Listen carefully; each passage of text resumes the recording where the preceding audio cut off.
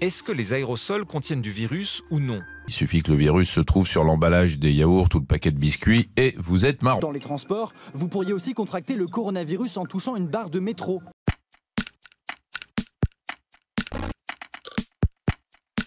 Alors, vous savez que quand on respire, on fait des gouttelettes, hein, qui sont parfois de grosse taille, hein, qui peuvent aller quasiment jusqu'au millimètre de diamètre. Donc, dans ces cas-là, on parle de postillons, souvent.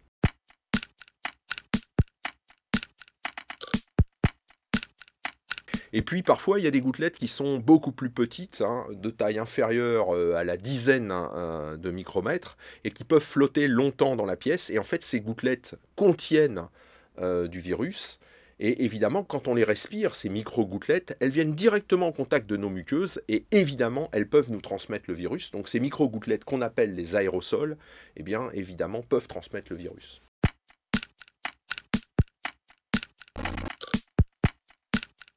Il y a beaucoup d'arguments qui montrent que les aérosols sont au moins une voie de contamination majeure, hein.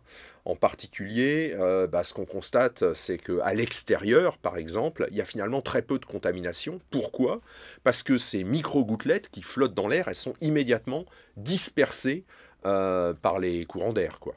En revanche, et comme on constate qu'il y a peu de contamination, on pense que du coup, comme les aérosols sont peu efficaces en extérieur, il y a une corrélation entre contamination et présence d'aérosols.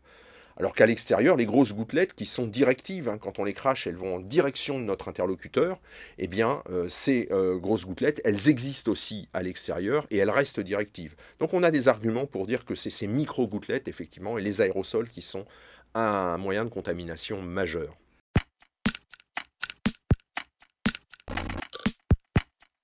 Alors c'est vrai que les aérosols, en plus, on les produit en respirant, tout simplement. On a des micro-gouttelettes, c'est de l'eau qui se condense, hein, au niveau des poumons, et puis aussi parce qu'on a nos cellules qui vivent dans un environnement semi-aqueux, hein, au niveau de nos poumons, et donc il y a les virus qui sortent au niveau de ces cellules et qui rentrent dans ces micro-gouttelettes, donc on produit en permanence. Les plus gros postillons, évidemment, ça va être quand vous toussez, quand vous parlez fort, quand vous éternuez, bien sûr, mais les micro-gouttelettes et les postillons de petite taille, on en produit en permanence, effectivement, rien qu'en respirant.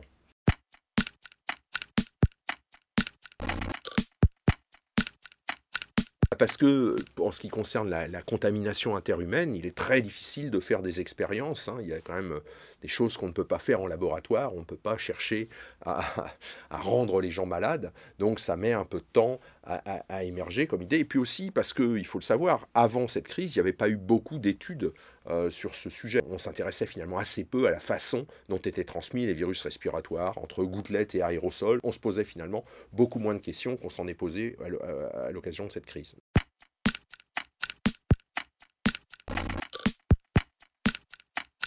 Oui, on voit que les taux de reproduction pour ce qui est de ces virus respiratoires qui se transmettent par aérosol est très élevé, mais évidemment, ça va dépendre du nombre de particules virales infectieuses qu'on va avoir par gouttelette. Et finalement, il est possible qu'au début, dans le SARS-CoV-2, c'est peut-être moins le cas avec le variant anglais, on n'avait finalement pas autant de particules virales par micro-gouttelettes dans les aérosols. Donc en fait, comme le fait d'être contaminé, eh bien, ça va dépendre de la charge virale que vous allez ramasser, il est évident que si vous avez un virus qui certes se transmet par aérosol, mais qui n'est moins présent que d'autres virus dans ces micro-gouttelettes, eh bien peut-être il sera moins contagieux quand même.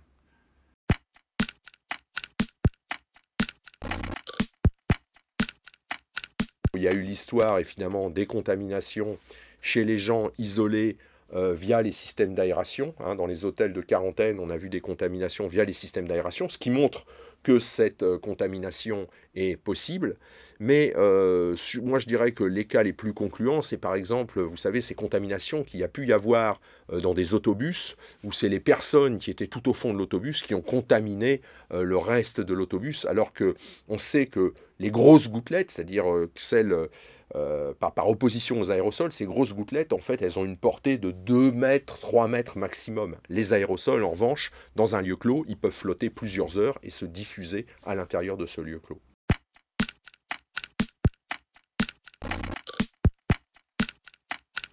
s'il y a contamination par ces voies-là, elle est relativement faible. Vous imaginez, ça veut dire que le virus atterrit sur la surface, que vous passez votre main sur la surface, vous récupérez un peu de virus, mais sur votre main, le virus n'est pas infectieux. Il va falloir directement aller mettre ce virus au contact de vos muqueuses respiratoires. Et donc, effectivement, il va falloir aller vous gratter le nez, quoi. Ce qui n'empêche pas qu'il faut continuer à se laver les mains, ça c'est clair, mais finalement, la contamination par les surfaces est probablement beaucoup plus réduite que celle qu'on avait, que ce qu'on avait pensé au départ.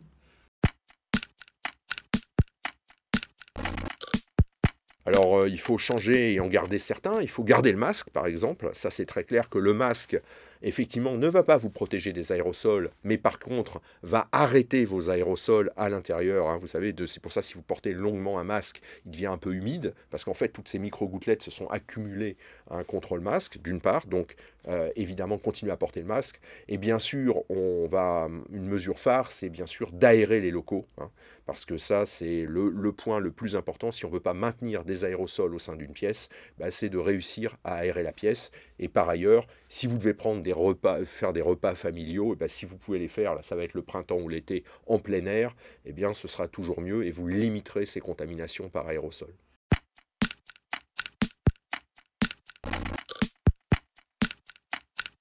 Je pense qu'on voit bien que les terrasses, ça posera pas de problème.